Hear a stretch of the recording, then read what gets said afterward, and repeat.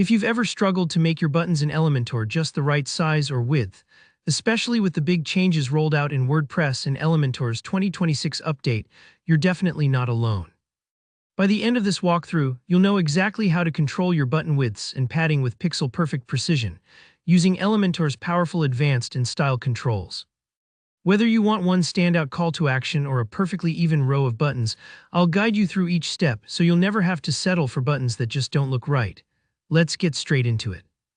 The way Elementor handles button sizing has evolved. You might notice the old dropdown for button sizes is out, and instead you get full control in the Advanced and Style tabs. This gives you more freedom, but it can feel a bit daunting at first. Don't worry, I'll break everything down. First, let's talk about increasing your button's width.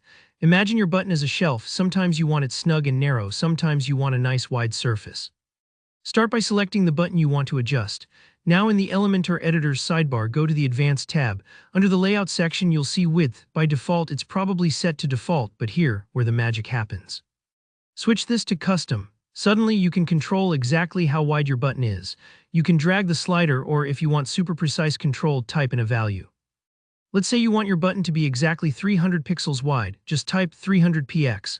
Or maybe you want it to always take up half the available space, no matter what device someone's on, then you'd enter 50%.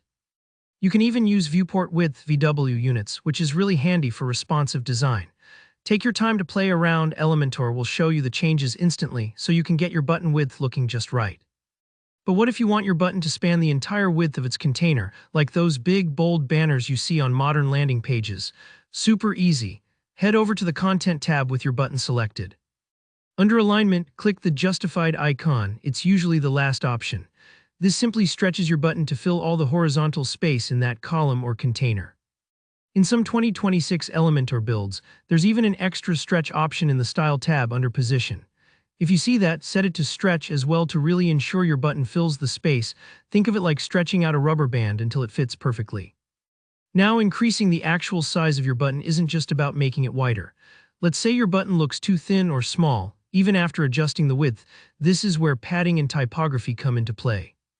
Padding adds breathing space inside your button, making it look meatier and easier to click, especially on mobile. In the Style tab, you'll find padding. I always recommend unlinking the values by clicking the little chain icon. That way you can, for instance, increase just the top and bottom padding to make your button taller without messing with the width. Try bumping up the top and bottom slightly. You'll see the button gets more substantial. And don't forget typography. The font size of your button often sets the tone. In styled typography, increase the font size. Now, if your padding uses M units, changes to font size will even scale the button automatically, keeping things responsive and harmonious. Finally, what if you want several buttons side by side, and you want them all to be exactly the same width so your layout looks neat and professional? No problem. Set your first button's width to whatever custom value you want, let's say 250px in the Advanced tab. Now right-click that nicely sized button, choose Copy, then right-click on the other buttons and choose Paste Style.